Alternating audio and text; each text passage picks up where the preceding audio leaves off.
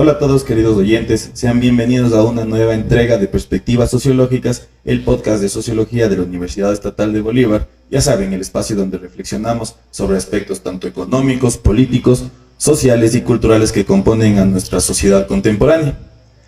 Aquí su servidor Mario Rivera y mi compañero Anthony Michuy les saludamos. El podcast de hoy se titula Retos y soluciones en la seguridad nacional. Hoy nos acompaña un personaje muy querido por la ciudadanía guarandeña, más aún por nuestra comunidad universitaria, el antropólogo Pablo González, un experto en temas de desigualdad, desintegración y violencia. Y que me place saludarle. Gracias por estar hoy con nosotros, Pablito, sea bienvenido. Muchísimas gracias, muy gentil Mario, muy gentil Anthony. Para mí es un gusto, un placer poder estar con ustedes y compartir algo del conocimiento que pueda brindar en esta materia. Muchas gracias, Pablito. Bueno, sin más preámbulo, comencemos. Arranquemos con la desigualdad social y económica. Sabemos que en el Ecuador enfrenta desigualdades socioeconómicas significativas, con diferencias notables en acceso a recursos, educación y oportunidades económicas, entre regiones urbanas y rurales, y entre diferentes grupos étnicos. Antropólogo, díganos usted, ¿cómo influye la desigualdad socioeconómica en los niveles de violencia en el Ecuador? Mario, para mí me parece que la desigualdad es un tema clave para entender la violencia que vivimos como sociedad, que vivimos como humanidad, no solo el Ecuador. A mí me parece que la violencia es un tema en este momento global. Solo para ponerles un ligero ejemplo, a mí me ha tocado vivir en Guayaquil, me ha tocado vivir en Cañar. Guayaquil es un ejemplo lacerante de lo que es la sociedad capitalista. Para mí vivir en Guayaquil es reconocer que existe la isla Mocolí, que existe sauces, que existe barrios donde hay condiciones de vida que casi ni imaginamos que existen en el resto del país. Pero dentro de esa misma ciudad está la isla Trinitaria, está la Iguana, está la Bola 8, muchísima gente que no tiene acceso a condiciones mínimas de vida, condiciones donde puedan mantener cierta dignidad como personas, como seres humanos. Y muchas de estas personas de una u otra forma tienen este espejo que es o este reflejo de un grupo económico que le encanta demostrar su riqueza a todo momento y a todo nivel. Estas personas, los más pobres terminan siendo sus guardias, los que cuidan los carros, etcétera, etcétera. Y esta desigualdad económica, que es una desigualdad estructural, me parece que es el principal motor de la violencia que se genera posteriormente, que en determinado momento puede estar mediada por ciertas categorías como contrabando, narcotráfico o todos estos elementos que se alejan del capitalismo tradicional y que son tomados por aquellos que no pueden ser incluidos en las empresas capitalistas o que están fuera del ejercicio de estas empresas capitalistas. Para mí, por ejemplo, es a veces hasta ilusorio cuando oigo al presidente en estos discursos casi en calidad de Rambo, en calidad de militar, queriendo hacer de la seguridad una cuestión del ejercicio de violencia y ejercicio de poder, a una persona que nunca ha sufrido de primera mano todas las limitaciones que genera la pobreza. Es una persona que me parece que recién está descubriendo que existe el Ecuador, que hay la provincia de Bolívar, por ejemplo, que ha habido barrios urbanos marginales. Al presidente, si le votamos en Miami, seguramente él sabrá perfectamente cómo llegar a cualquier parte, pero si le votamos acá en Guaranda, o si para mala suerte termina en Casachis, termina en Santa Fe o termina en cualquier lugar del país, si no le dejamos algunos recursos, él no va a saber ni cómo ni cuándo moverse, va a estar totalmente fuera de su zona de confort. Entonces yo creo que principalmente hay que la violencia entenderle como fruto de esta profunda desigualdad y de profundos procesos de exclusión de las amplias mayorías. Si hay poblaciones excluidas, la violencia va a surgir en diferentes niveles y en diferentes manifestaciones en los territorios que principalmente no tienen acceso a las posibilidades de una vida digna. Anthony, disculpa que te interrumpa. Pablito, una pregunta. Mencionó acerca de cómo en este caso la desigualdad construye o es parte de esta construcción para llegar a la violencia. Pero según bases teóricas, tal vez que usted pueda brindarnos el día de hoy, ¿cómo ha fundado dentro del Ecuador la desigualdad, no solamente dentro del ejemplo que nos puso de Guayaquil? Como lo mencionó también desde el inicio, es algo mundial, ya es algo global. Entonces, ¿cómo podemos en este caso nosotros comprender a partir de bases teóricas esta estructura jerarquizada que está llevando en este caso la violencia? En este caso que usted lo explicó a partir de la desigualdad. Yo creo que desde la construcción de los estados-nación se ha construido una práctica, una idea de entender a la sociedad desde el punto de vista liberal, planteando ciertos derechos por encima de otros. Yo, por ejemplo, estoy convencido que el derecho a la vida y al derecho a la dignidad humana deben estar por encima del derecho de la propiedad privada.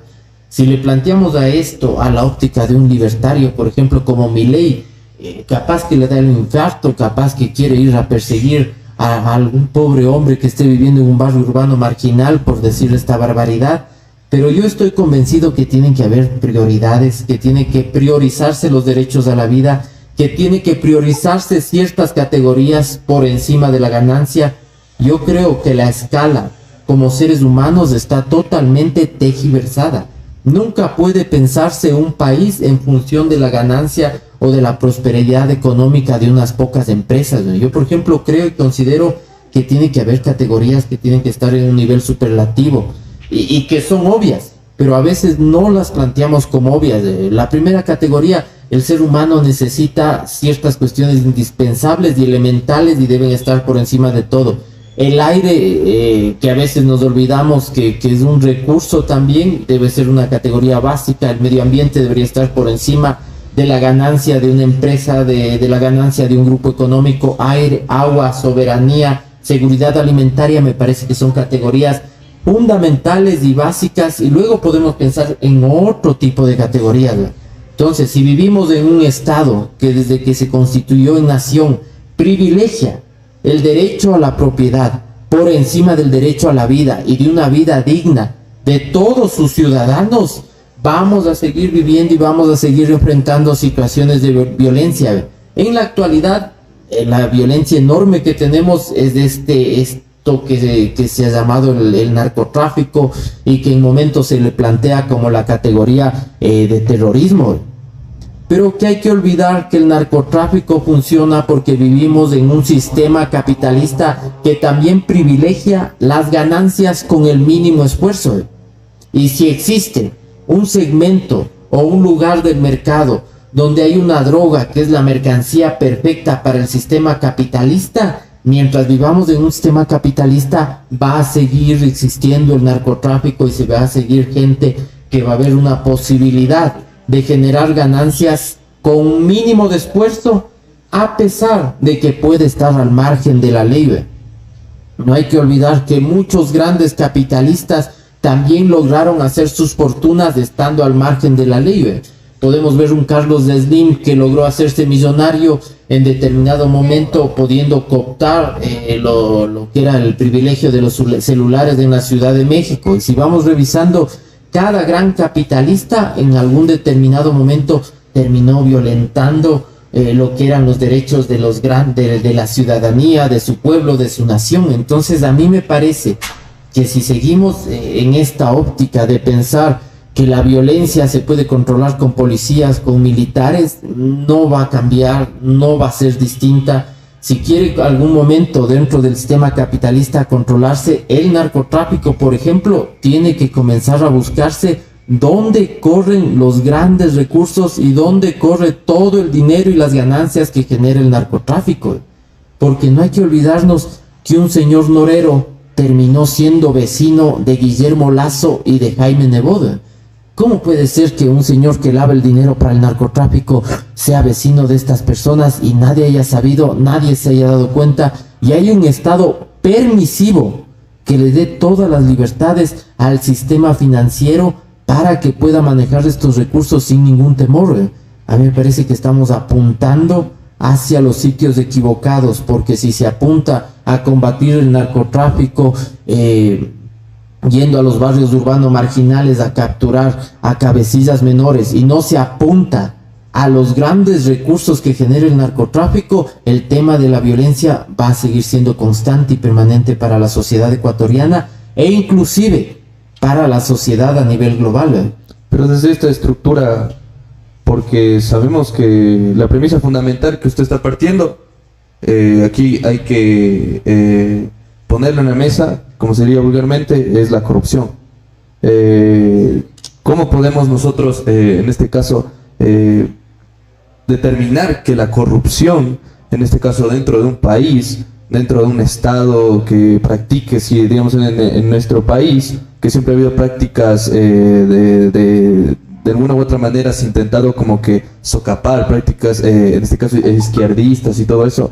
¿Cómo es posible que la corrupción, en este caso, actúe para que exista, en este caso, como que se intente establecer dentro de zonas, como se dijo, marginadas, todo eso, a partir, pero desde esto, desde las cabecillas, como se podría decir? Entonces, ¿cómo es posible que la corrupción, en este caso,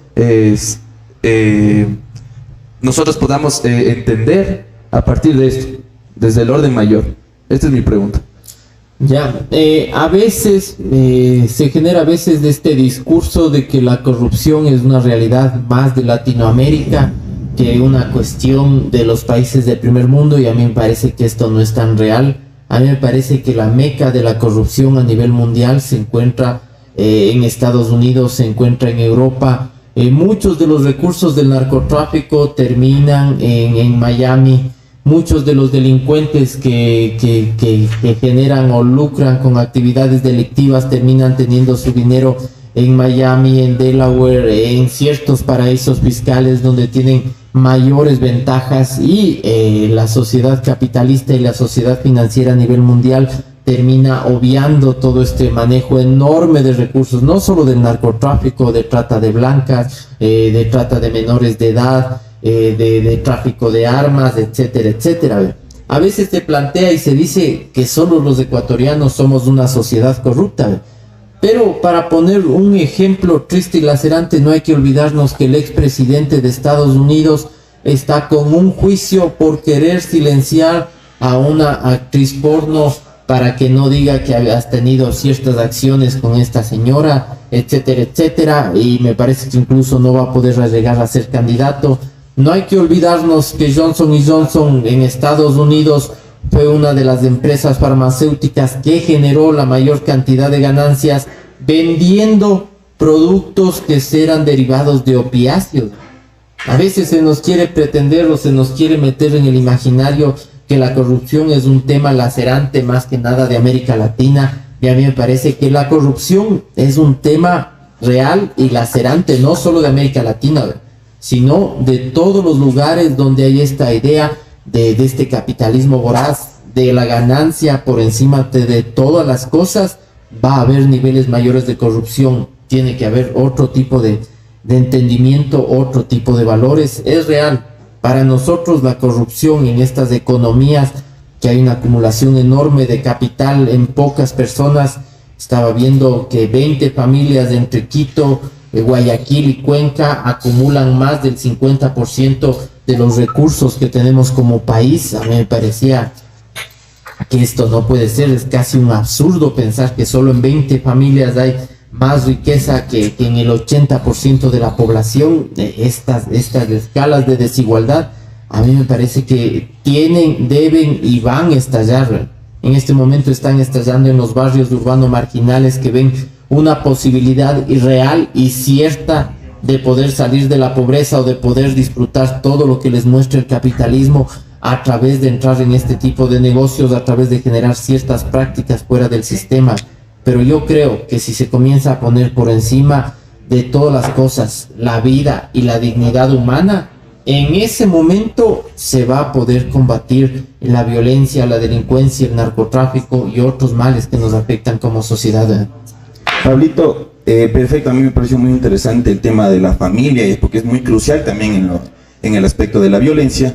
Entonces yo quería empezar diciendo que cuando hablamos de la familia, también hay que topar el tema de la migración interna y externa. Notamos cómo ha afectado la estructura familiar en el Ecuador. La desintegración familiar, a menudo resultado de la migración en busca de mejores oportunidades. Esta ausencia de supervisión y apoyo social para los jóvenes aumenta su vulnerabilidad a la violencia y el reclutamiento por pandillas y actividades delictivas también. En este contexto, Pablito, cuéntenos, ¿qué iniciativas comunitarias cree usted que existen en el Ecuador para fortalecer los lazos familiares y comunitarios a la vez? Mario, a mí me parece que la familia debería ser el tema y el eje de la sociedad, pero yo creo que como vivimos en la actualidad en este sistema, no es el eje, no es el centro de la sociedad. Yo veo muchos de mis alumnos que no ven o no creen en una posibilidad real de tener descendencia, de tener hijos, y muchas veces les doy la razón, porque generalmente nosotros no vivimos para disfrutar nuestro tiempo en familia, sino que nosotros vivimos para trabajar, y trabajamos 8 horas diarias, dormimos otras 8 o 7 horas diarias, y podemos dedicar casi un tiempo residual, un tiempo mínimo a estar con nuestra familia, a estar con nuestros hijos, a estar con nuestros amigos. Terminamos pensando que el ser humano vive para trabajar, que la meta del ser humano es vivir para trabajar, cuando la meta del ser humano realmente sería vivir con ciertas condiciones de dignidad. A veces se comienza casi a satanizar dentro de esta sociedad productiva, capitalista, eficaz, eficiente, la convivencia, el ocio, el estar con otras personas a nivel comunitario, se le comienza a ver casi como una forma de vagancia, cuando a mí me parece que debería ser real y cierto que el ser humano debería tener la posibilidad de pasar unas 2 o 3 horas plenamente con su familia. Lo que están haciendo en Europa y lo que plantean en Europa de tener jornadas laborales más cortas, o tener jornadas laborales de 4 días y no de 5 días como tenemos en la actualidad, para poder tener mayor tiempo para pasar con la familia. A mí me parece que nosotros tenemos que tender como sociedad a que se trabaje menos, tal vez con mayor eficacia, con mayor eficiencia, pero darle un valor superlativo a lo que es compartir con otros seres humanos. Pero ¿cómo se podría modificar esto? Porque si nosotros hablamos en el contexto de Latinoamérica, sabemos que las familias, la mayor parte de todas las familias, hablando solamente de Ecuador, tiende a haber en este caso este exceso o esta gran afición a sobrepoblar en este caso. Porque si hablamos nosotros solamente de países mucho más desarrollados, en este caso de políticas que implementan para que las personas intenten, en este caso, hablando desde la perspectiva del capitalismo, que intenta basarse en esto del consumismo, en esto de que las personas intenten de alguna u otra manera alcanzar su felicidad, sabiendo que pueden tener sus condiciones o mejorar sus condiciones de vida a partir de lo que les ofrezca, en este caso, el capitalismo. Sabemos que aquí de alguna u otra manera no se cumple de tal manera, pero tal vez se debe a ciertas condiciones. ¿A qué va esta intervención? Sabemos que aquí en Ecuador hay familias de 5, hay familias de 6, sobre todo en zonas rurales, en zonas urbanas ya se intenta adoptar más estas ideas que para mí serían más europeas de alguna u otra manera. Pero ¿usted piensa tal vez que esto de la sobrepoblación, sobre todo aquí en Latinoamérica, es algo que puede, en este caso, generar esta violencia dentro de la familia, en este caso, para que luego exista esta desintegración? A ver, ¿cómo sería un poco la cuestión de la sobrepoblación? Puede generar algunos efectos nocivos en la sociedad, sería más o menos la idea. Claro. Yo creo que comparando en este caso la realidad en este caso de Latinoamérica con la realidad europea, porque es muy diferente hoy en día. Muy diferente. Yo creo que estas ideas un poco que tienen algo relacionado con Malthus podrían terminar siendo un poco peligrosas. ¿Por qué? Porque yo veo a las sociedades europeas que han terminado teniendo o reduciendo enormemente su natalidad. Europa, Japón, les veo ahora con una necesidad enorme de recursos humanos nuevos que cada vez van llegando a estas tierras para suplir las necesidades que no van a poder suplir como sociedad europea, como sociedad japonesa, como sociedad china. Los chinos que plantearon estas cuestiones de biopolítica y de control de la población, en la actualidad se dan cuenta que no fue el acierto enorme que ellos pensaban, porque China, de ser fuente de mano de obra, ser una de las potencias mundiales, ahora están con el temor enorme que dentro de 10 o 15 años no va a haber suficiente población activa para lograr mantener a toda la población china en este momento. Ahora los chinos no quieren tener un hijo por nada del mundo. Se ha inculcado, se ha naturalizado esta cuestión de la no reproducción. Ya no quieren tener hijos y eso tiene unas consecuencias terribles para la sociedad china, para la sociedad japonesa. Ahora resulta que hay un porcentaje enorme de población adulta mayor, pero no hay personas que sean económicamente activos, no hay niños, no hay jóvenes, no hay este recambio, no hay esta posibilidad de perpetuación como especie. Entonces, estas ideas a veces un poco maltusianas pueden tener esta cuestión o este problema enorme cuando se van interiorizando. Para mí me parece que el número de hijos que debe tener cada familia debería ser de acuerdo a las posibilidades que uno puede llegar a tener. Pueden ser material, física, económicamente. Por ejemplo, yo a mis 40 años, que tuve recién mi primer hijo, con un hijo ya me veo realmente muy feliz, me veo satisfecho. Un segundo hijo será muy bienvenido, pero será increíblemente a mí duro para mí como persona. Pero también veo que Europa cada vez necesita más personas para trabajar allá y se sigue planteando esta cuestión de estas migraciones veladas, de estas migraciones sin explicitar, para que haya una población económicamente activa y joven que pueda ser explotada en Europa, en Canadá. Para que se pueda seguir alimentando el capitalismo, ¿verdad? Para que se pueda seguir alimentando las ventajas de una población nativa a costa de todos los latinos, de todos los migrantes que vamos a trabajar de una o que van a ir a trabajar, porque me parece que Ecuador está viviendo una segunda ola migratoria que no nos damos cuenta en este momento, pero va a ser terriblemente lesiva para nosotros. Cada joven que se va y que migra a otro país porque no hay condiciones mínimas dignas para que se queden aquí, es un golpe para nosotros. Es distinto a una migración que se va una persona para conocer el mundo, para ampliar sus horizontes, porque quiere ver o entender otras realidades, a estos procesos de migración forzada que nos estamos sometiendo o que está sometiéndonos de estas prácticas neoliberales, donde se van nuestro principal y mejor recurso, que es nuestra gente joven. Pero esto también, hablando en el contexto de Ecuador, la migración de Venezuela, esto también yo creo que se puede relacionar con la violencia que existe actualmente dentro de nuestro país. No solamente hablemos de Venezuela, porque detrás también existen países vecinos donde de alguna u otra manera se mantiene esto de que la violencia o los que siempre han sido violentos son las personas, digamos, que son marginadas de alguna u otra manera dentro de su país. ¿Usted cree que dentro del Ecuador haya sido esto también, esta migración, en este caso de colegas, vecinos, de países hermanos que se encuentran alrededor de nosotros, que hayan fomentado esta violencia? Porque también la relacionamos para Estados Unidos, que es muy diferente. Existen políticas que intentan que este tipo de personas no ingresen dentro de su territorio, sino que ingresen personas que realmente puedan ayudar, en este caso, al progreso económico dentro del país.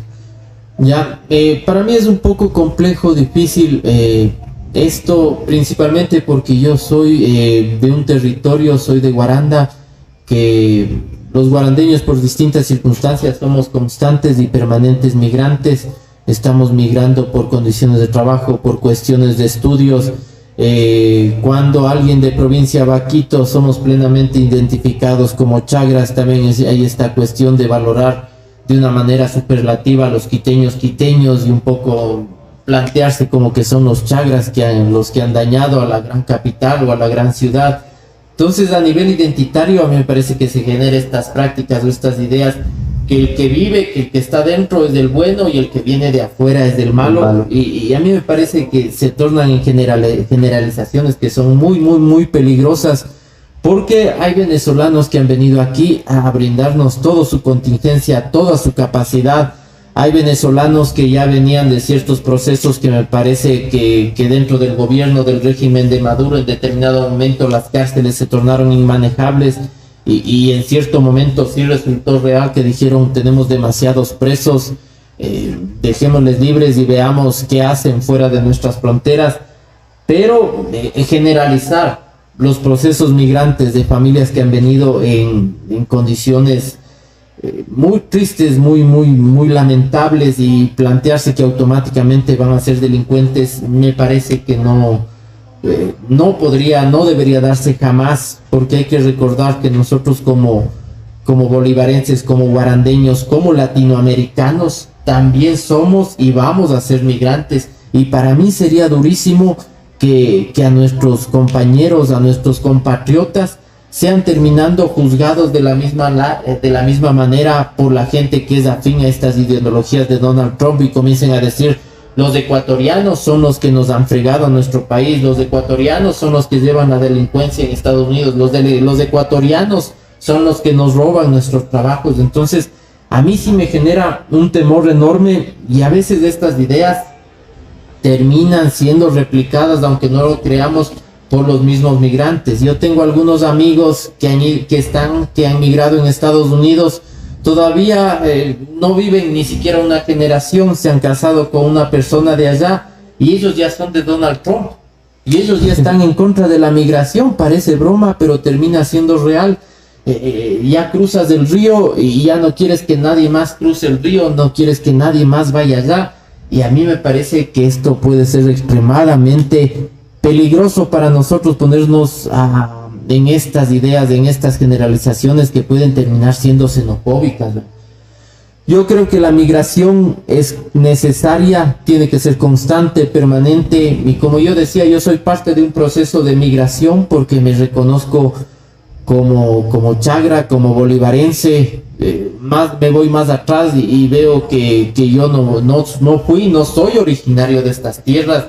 Las personas que son originarias de estas tierras, tristemente o lamentablemente, o quizá a veces me da miedo explorar muy atrás, porque quizás fueron algún antecesor mío que fueron los que cometieron actos de genocidio y otras cosas. Entonces me asusta enormemente comenzar a cuestionar a los procesos migratorios o pensar que el que viene de afuera es el malo, porque ya decía, yo me siento un eterno, constante y permanente migrante, a pesar de sentirme plenamente identificado con esta tierra. Yo sé que cualquier momento, por circunstancias de la vida, me va a tocar irme a otra parte, como ya me ha tocado estar por algunas partes del país, no sé si me toca estar afuera, y me parece que eso de generalizar al extranjero como algo que puede traer necesariamente delincuencia termina siendo muy, muy peligroso para nosotros como sociedad, y peor cuando veo que incluso llega a ser replicado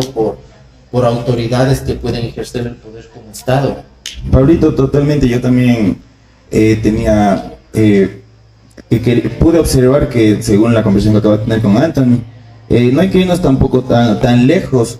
Yo podría decir que fácilmente se puede observar lo que acaba de mencionar aquí en nuestra misma sociedad, con las personas que son, como Anthony mencionó, venezolanos. O sea, nosotros tenemos como que esos rasgos xenofóbicos al momento de juntarles con temas de violencia y cosas así, porque hay personas que también son parte de eso, pero no son todas, como usted acaba de mencionar. Hay que generalizar. Entonces, yo quería decir eso antes de continuar con la siguiente pregunta, que también me parece muy interesante para continuar con este tema de la violencia, ¿no? Ahora, partiendo desde la pregunta que le hice de la anterior, respecto a la cultura de la violencia. Como se sabe, la presencia de pandillas y el narcotráfico en ciertas zonas del Ecuador han contribuido a una cultura de la violencia. Las pandillas pueden ofrecer, como sabemos, identidad y un sentido de pertenencia a los jóvenes marginados, perpetuando ciclos de violencia. Además, la glorificación de la violencia en algunos medios de comunicación puede normalizar estos comportamientos. Pablito, ¿cuál cree que es el papel que juegan las pandillas en el narcotráfico, en la perpetuación de la cultura de la violencia en el Ecuador? Y además, ¿qué estrategias podría implementarse para cambiar la percepción cultural de la violencia que vive en nuestro país? Ya, a mí me parece que las pandillas o las formas de organización juvenil es algo que tiene y me parece que va a estar presente siempre.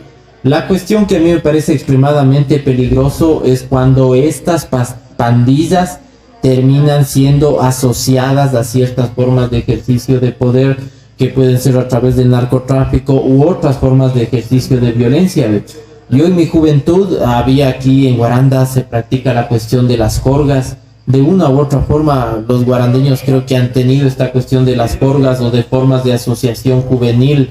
En época de mi padre ya habían las jorgas, en época de mi abuelo habían ya las jorgas, estas formas de asociación entre distintos elementos juveniles que buscan configurarse o buscan tener cierto nivel de aceptación por la sociedad.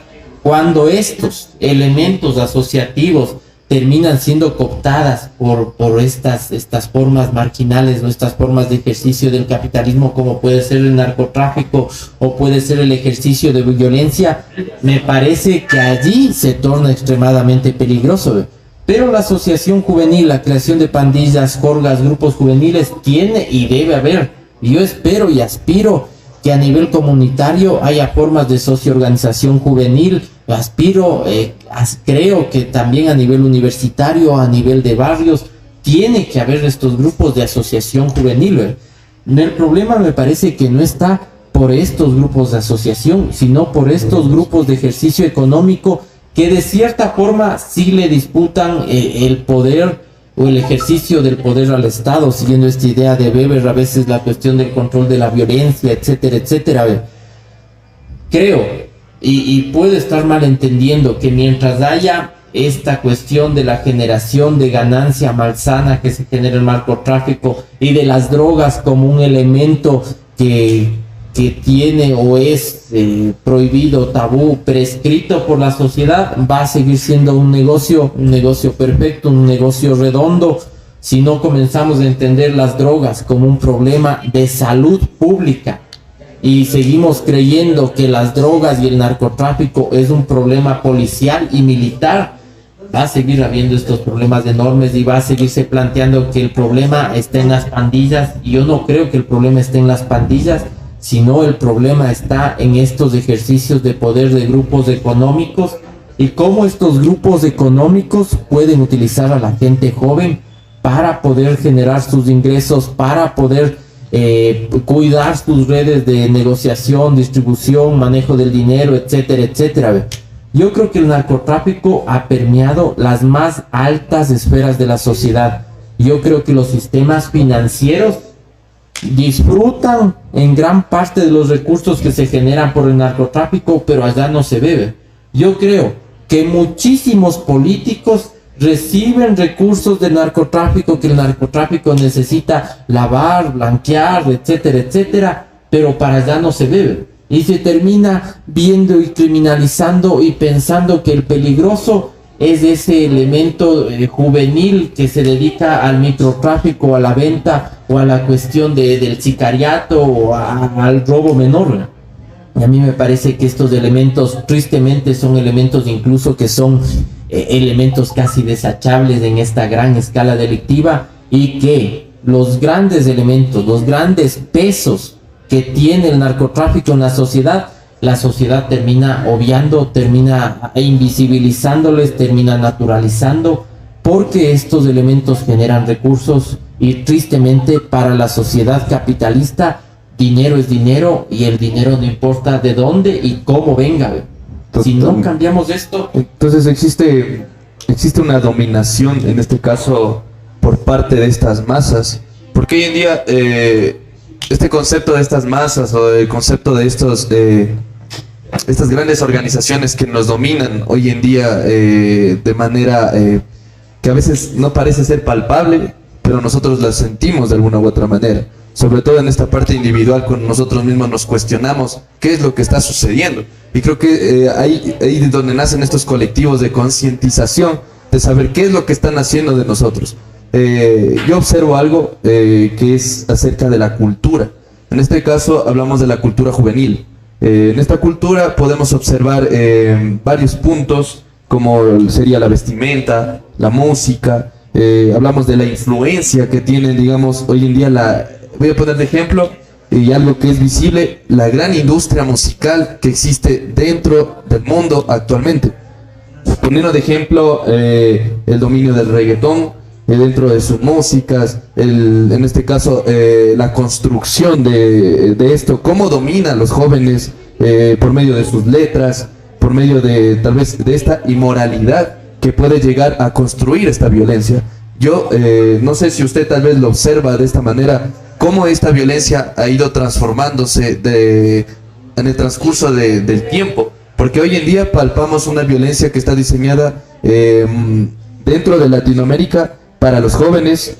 En Europa lo observamos de otra manera, porque en Asia tal vez no se ha dado la oportunidad de ir para allá, pero existen ciertos comentarios, ciertos documentos o personas que documentan acerca de cómo se vive allá la violencia naturalizada, digamos, en este caso del sexo, la violencia naturalizada en este caso de cómo una persona puede denigrar a otra sin importar las condiciones políticas o las restricciones políticas, económicas que se le pueda poner a esa persona.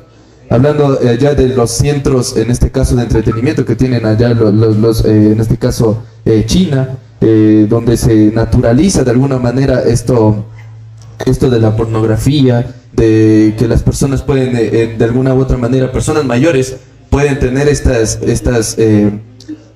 placer, pero esto retorcido dentro de digamos del mismo sistema que los implementa. Es como que evaden de alguna u otra manera estas políticas que dicen, ¿sabes qué? Está permitido la violación, pero te pongo ciertas condiciones para que tú puedas satisfacerte de alguna u otra manera, pero aún así puedes seguir contribuyendo, en este caso, al capitalismo. Entonces es muy diferente lo que existe allá con lo que existe aquí en Latinoamérica, que puse como ejemplo lo que es la industria musical, que nos intenta dominar de alguna u otra manera, en este caso a la cultura juvenil.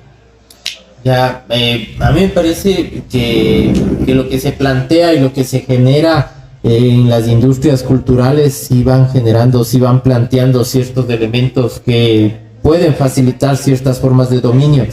Para mí me parece que la música siempre tendría o debería ser profundamente contestataria. El arte yo lo entiendo que siempre debería ser profundamente contestatario y debería ser el arte capaz de generar reflexión en las personas e individuos, ¿no?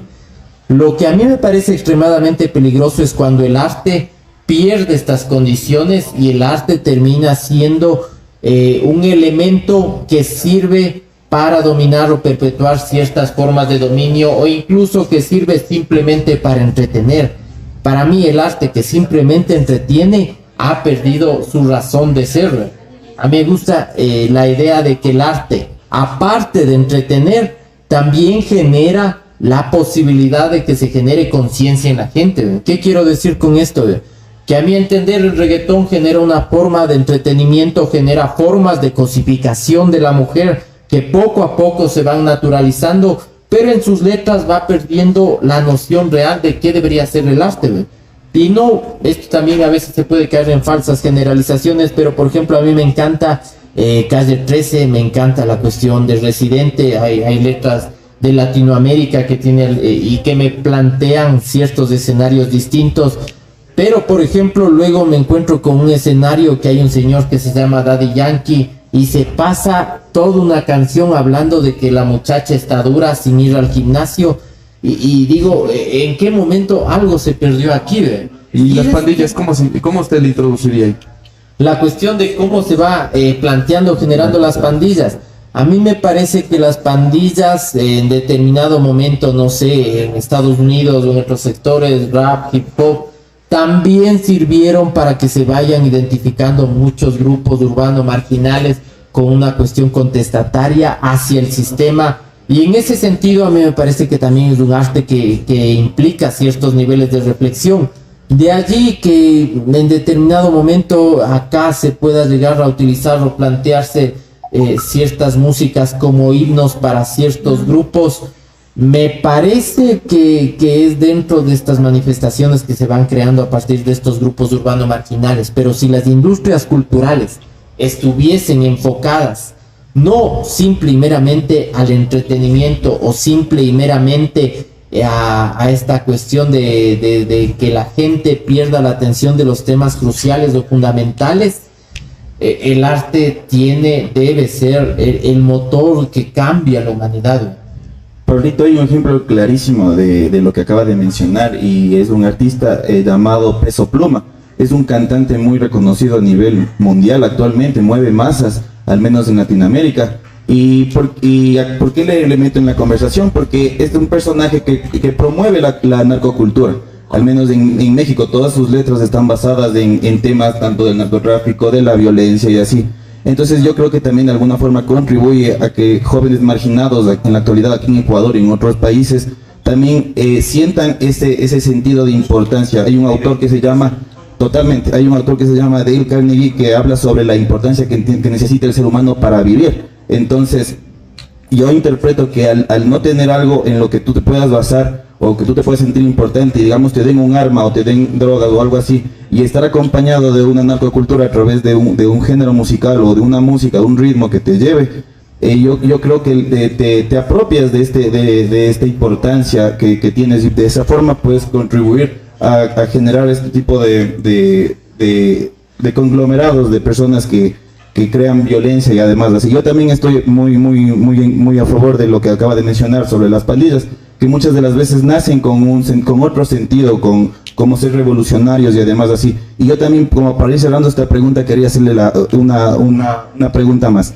Y era, ¿cómo podemos evitar que el narcotráfico se aproveche de este grupo de personas que, como usted mencionó, nacen con otro fin en específico, tal vez de ser revolucionarios, de protestar por derechos o demás? Yo creo que el narcotráfico va a tener un caldo de cultivo ideal en estas zonas urbano marginales mientras no haya posibilidades reales de integración a un mercado productivo, posibilidades reales de que estas personas puedan generar o puedan tener acceso a un trabajo libre, pleno, digno. Siempre va a haber un caldo de cultivo pleno para que estos grupos juveniles terminen siendo integrados al narcotráfico. Para mí, Esmeraldas, siendo una de las provincias más ricas, también termina siendo una de las provincias más olvidadas del país.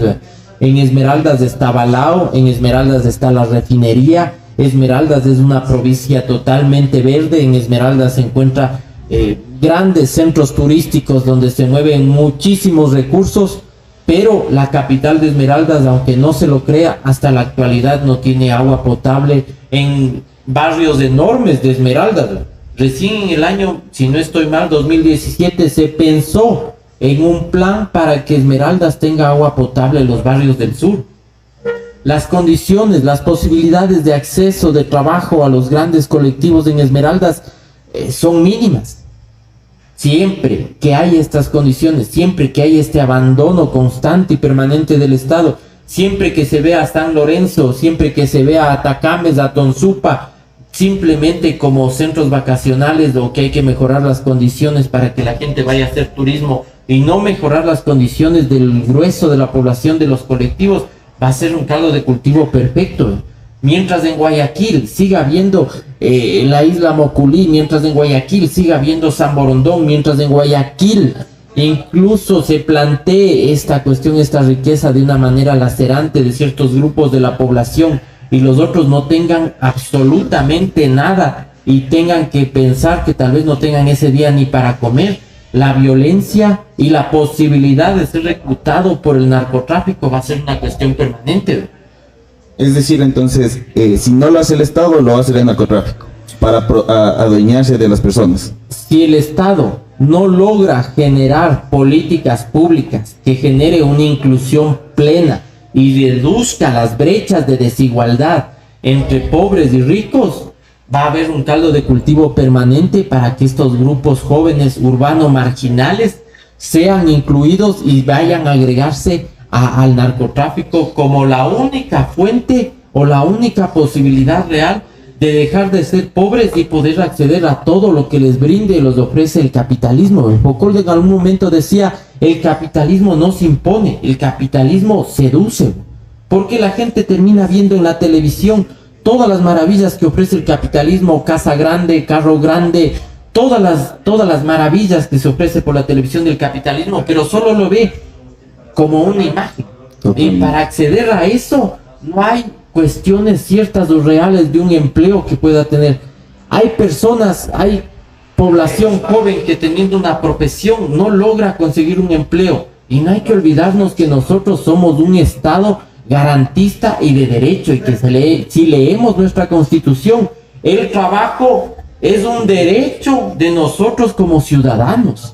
Y a veces nos olvidamos de esto y comenzamos a caer de nuevo en esta óptica o en esta visión profundamente liberal de que el trabajo es casi un privilegio al cual tienen acceso muy pocas personas y que así es como tiene que ser y así es como tiene que mantenerse. A mí me parece que nos estamos olvidando de cuáles son las finalidades de toda empresa, de todo sistema. La última finalidad es mejorar las condiciones de vida del ser humano, de los seres humanos en general y en su conjunto, y no de los pocos seres humanos que accedan al poder para beneficiarse a sí mismos.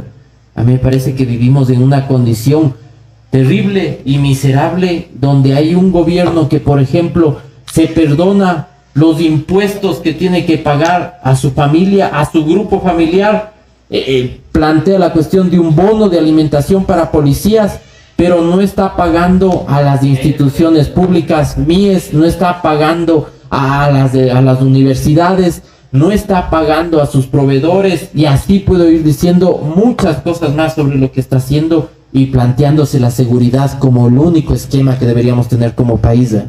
Bueno, queridos oyentes, como para ir cerrando, hay que entender que la seguridad del Ecuador refleja las profundas desigualdades y la desintegración social del país.